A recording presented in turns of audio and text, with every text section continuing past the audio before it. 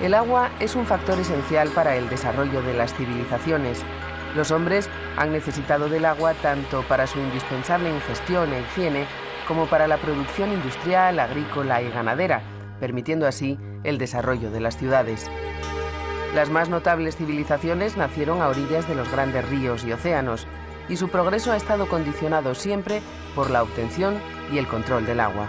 En el siglo III a.C., diversos reinos de China pugnaban por la supremacía militar, luchando unos contra otros en una época que es considerada como el feudalismo.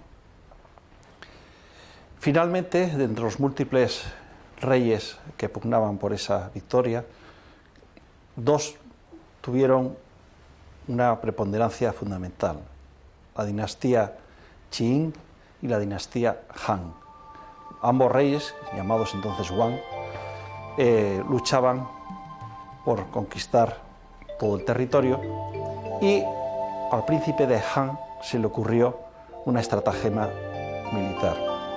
Consistió en enviar a Chen Kuo, ingeniero hidráulico, a su servicio al reino enemigo de Qin, con la finalidad de que arruinara al príncipe de Qin construyendo un enorme canal que hoy día lleva su nombre, el canal de Chen Kuo, para que en ese proceso se arruinara y no se terminara nunca. Pasados los años, el príncipe de Qin se dio cuenta de que Chen Kuo, además de un excelente ingeniero hidráulico, era un espía y estaba haciendo la obra deliberadamente costosa para que no se terminara nunca. Fue condenado a muerte, pero Chen Kuo debía ser hombre de muchos recursos y convenció al príncipe de Qin que, ya que la obra estaba muy avanzada, lo mejor era terminarla y poner en regadío una gran extensión del territorio. Así se hizo, le perdonó la vida, siguió trabajando, y una vez que se terminó el gran canal de unos 124 kilómetros de longitud, se puso en regadío una enorme extensión, fructificaba el arroz, se multiplicaron las cosechas, por consiguiente los impuestos, y el príncipe de Qin pudo lograr poner en pie un enorme ejército que aplastó finalmente al reino de Han. Pocos años después, el mismo año que se terminó el canal, subió al trono el que sería después el primer emperador, Xi Huangdi, el primer emperador de China, de la China unificada, gracias a los réditos de este gran canal hidráulico. Xi Huangdi no solamente fue un gran emperador, el primero, sino también un reformador. Reformó la escritura, simplificándola para que hubiera menos analfabetos. Logró también expulsar a los seguidores de Confucio, sus enemigos naturales, y fue su enterramiento uno de los más famosos de la historia, ya que ahí han aparecido los famosos guerreros de terracota en una ciudad subterránea que es su mausoleo, todavía inexplorada. Son muchos los documentos de la antigüedad que han dejado constancia de los conocimientos y experiencias de las distintas civilizaciones sobre el agua, así como de la preocupación del hombre por su control y por la resolución de los desastres ocasionados por ella. Quedan testimonios egipcios, babilonios, fenicios, hebreos, griegos, chinos, romanos. Plinio el Viejo, el gran sabio romano del siglo I después de Cristo, hablaba así del agua en su Historia Natural. Este elemento manda sobre todos los demás. Las aguas se tragan las tierras, ahogan las llamas, suben a las alturas y también reclaman para sí el cielo. Ellas mismas, al caer, se convierten en causa de cuanto nace de la tierra, circunstancia realmente maravillosa si se considera que para que broten los cereales y para que vivan los árboles y las plantas, las aguas emigran al cielo y de allí les traen, incluso a las hierbas, su aliento vital. El agua que cae sobre la tierra tiene varios destinos. Hay una parte que se evapora y vuelve a la atmósfera.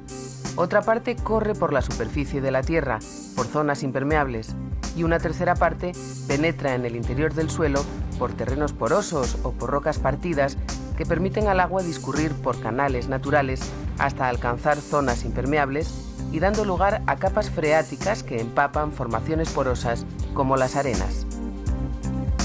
Debido a que el agua no siempre es abundante, el hombre ha tenido que idear diferentes sistemas para obtenerla, a veces mediante la excavación de pozos, tarea demasiado trabajosa que podía finalizar sin éxito y que requería del saber de los zahoríes, personas que afirmaban tener capacidad de detectar la presencia del agua en el subsuelo mediante el uso de instrumentos sencillos como una varilla o un péndulo, que es el método más actual. Esta forma tradicional de buscar aguas se utiliza desde hace 4.500 años aproximadamente. En las aguas subterráneas, cuando una capa permeable está situada entre dos capas impermeables, forma lo que se llama un acuífero cautivo o confinado, y generalmente el agua que contiene está sujeta a una elevada presión. Si se abre una fisura en la capa impermeable, el agua asciende hasta alcanzar el nivel freático. Antes que los acueductos, que son una de las obras más clásicas de la ingeniería romana, los romanos excavaron pozos, un antiquísimo y sencillo mecanismo para el aprovechamiento del agua almacenada en las capas freáticas que ha pervivido en uso hasta bien entrado el siglo XX. Los romanos los llamaban putei y, dependiendo de la técnica empleada para su construcción, las secciones eran unas veces circulares y otras rectangulares. En su parte superior se disponía un brocal que servía a la vez de seguridad y de soporte físico de la polea con la que se elevaba el agua. Otro modo de asegurarse el abastecimiento de agua fue mediante la construcción de cisternas, donde recogían y almacenaban el agua que posteriormente se distribuía a las casas y edificios públicos. El mejor ejemplo de Hispania en cisternas, griegas y romanas, lo encontramos en Ampurias. Durante toda la historia de Ampurias, tanto griega como romana, hubo una preocupación constante para abastecerse de agua potable para el uso cotidiano y la vida diaria de la ciudad. En la parte griega, si visitamos la urbanística de la ciudad, encontraremos que en todas las ínsulas de las casas encontraremos cisternas que se preocupaban por esta cuestión de disponer de agua potable. La construcción de cisternas era un sistema bien desarrollado que estaban excavadas en el subsuelo, creando una estructura impermeable, normalmente de estructura alargada, con los extremos redondeados y muchas veces con unos tirantes, unos contrafuertes que aguantaban la presión de las tierras de alrededor. La cubierta, en principio, era cubierta con losas, pero poco a poco se fue desarrollando el sistema de cubierta en bóveda, que llega en su máxima expresión en el momento romano, cuando se van creando unas bóvedas con tejas que van creando un arco hasta llegar a la cota de circulación. Una vez llegada allí, se cubrían con un pavimento y servía para circular por encima de esta cisterna, que quedaba subterránea en el subsuelo de la casa, y disponía de diversos brocales, de diversos puntos de extracción para sacar este agua y consumirla dentro de la casa. Ampurias no dispuso nunca de acueducto ni de sistemas de abastecimiento exterior de aguas, pero sí que disponía del curso de dos ríos que hoy día están desplazados del curso antiguo, que sería el Fluvià, que desembocaba tocando San Martín de Ampurias, y el Ter, que desembocaba al sur mismo de la zona de Ampurias. En la ciudad griega de Ampurias, construida a partir de mediados del siglo VI a.C., han sido localizadas y estudiadas 42 cisternas, mientras que en la población romana, construida posteriormente en un lugar cercano pero claramente diferente, se han excavado 27. Un buen ejemplo de cisterna griega es la número 1, construida probablemente en el siglo I a.C. Tiene una longitud de 21,9 metros, 2,9 metros de profundidad y poca anchura, 1,5 metros, para facilitar su cubrimiento con losas. Con el fin de compensar el empuje exterior del terreno cuando la cisterna estuviera vacía, se dispusieron 3 diafragmas que la arriostraban actuando a manera de contrafuertes interiores. Estos diafragmas estaban formados por piedras monolíticas, aunque talladas con aberturas, que aseguraban el paso del agua entre las diferentes partes de la cisterna. Junto a esta gran cisterna griega se conserva en Ampurias un curioso depósito construido con ánforas, probablemente púnicas, que tienen los fondos perforados para, según se cree, filtrar la turbidez de las aguas. La nueva ciudad romana, construida a partir del siglo I a.C., introdujo novedades en los materiales de construcción. La piedra arenisca fue sustituida por roca caliza y las cisternas fueron cubiertas por bóvedas de cañón de opus caementicium u hormigón de cal. Estas bóvedas eran más baratas y como transmitían empujes horizontales a la parte superior de los muros, evitaban así la construcción de tirantes o contrafuertes interiores, con lo que se conseguía dar una mayor anchura a las cisternas y mayor volumen de almacenamiento de aguas. Las poblaciones, a lo largo del tiempo, han ido mejorando sus sistemas de abastecimiento de agua, ya que la calidad de vida depende en gran medida de estos sistemas. En la actualidad, las grandes ciudades contemplan además recursos alternativos para asegurar su abastecimiento en tiempos de sequía, como es la extracción de aguas subterráneas mediante pozos que funcionan con técnicas sofisticadas. Para la realización de esta serie hemos contado con la colaboración de grandes empresas públicas, de las que hemos recogido aplicaciones actuales de la ingeniería que nos permitirán ofrecerles, en determinados aspectos y paralelamente a la ingeniería romana, la evolución seguida en los diferentes campos que nos ocupan. Vemos en este gráfico del campo de pozos que el canal de Isabel II tiene en Fuencarral los procesos que se siguen en la extracción de aguas subterráneas. Todos los pozos están equipados con un sistema de telecontrol que transmite a diario la información precisa de producción y el estado de los equipos al centro principal de control.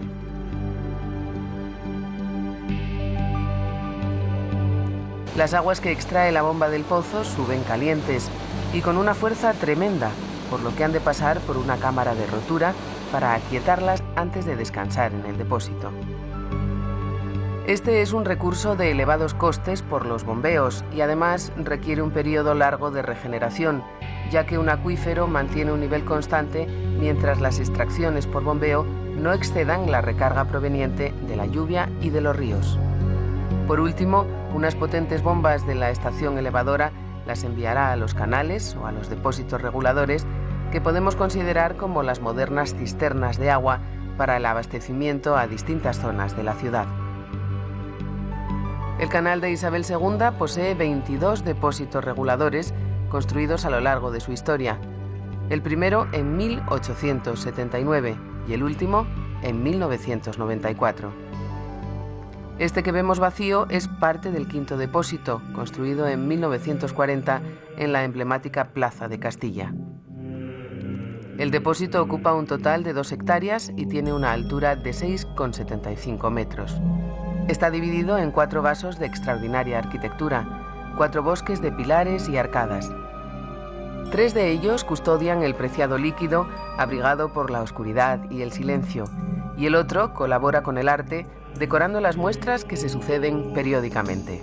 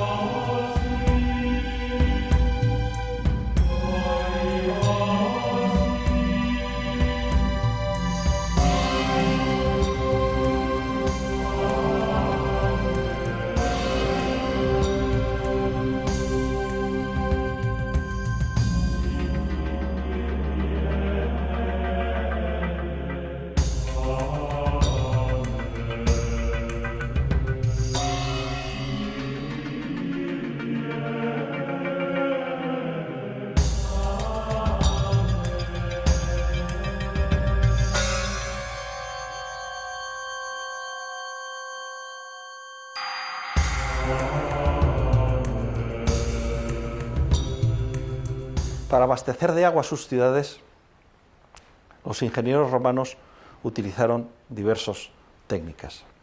Unas veces aprovechaban directamente manantiales después de asegurarse de la calidad de las aguas, de que eran suficientemente buenas y que podían ser de consumo humano. Es el caso, por ejemplo, de los manantiales de Tempul, que fueron el abastecimiento romano de Gades, de la ciudad de Cádiz, y que todavía hoy abastecen a la ciudad de Jerez de la Frontera. En este caso, bastaba encauzar esos maravillosos manantiales para tener ya una captación de agua realizada.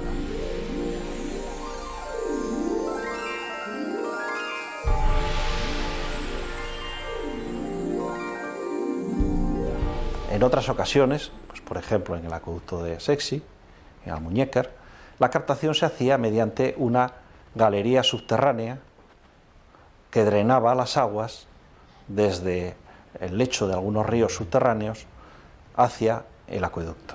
Era una captación en galería, que es lo que después, en época medieval, se llamarán canats, y por ejemplo en Madrid el sistema de abastecimiento de agua hasta el siglo XIX es este.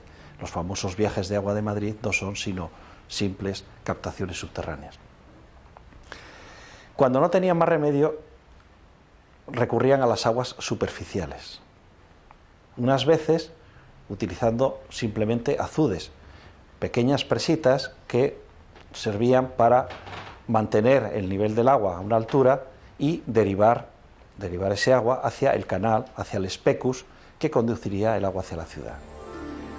Los ingenieros romanos construían los azudes no para acumular las aguas superficiales, sino para derivarlas por un canal artificial hasta el destino que desearan, ya fuera regadío, industria o el consumo de la población. Se trataba de pequeñas obras hechas con piedras, mampostería o sillería, pero de reducidas dimensiones. En España contamos con varios azudes bien conservados.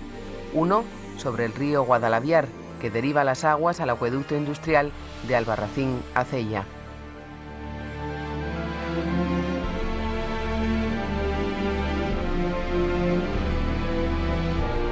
Otro, el azud de toma del acueducto de Segovia, que deriva las aguas del río Aceveda.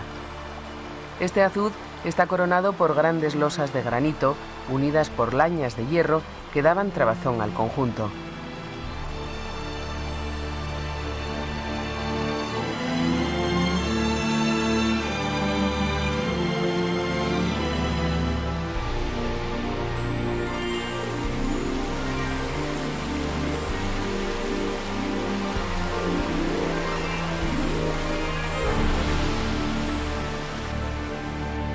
Actualmente se siguen construyendo azudes para facilitar los trasvases de agua de los ríos a canales o a embalses.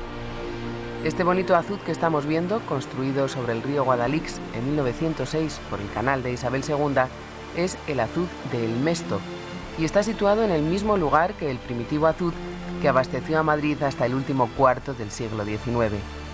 Hoy día está fuera de servicio, pero podría trasvasar nuevamente aguas del río Guadalix en situaciones de emergencia.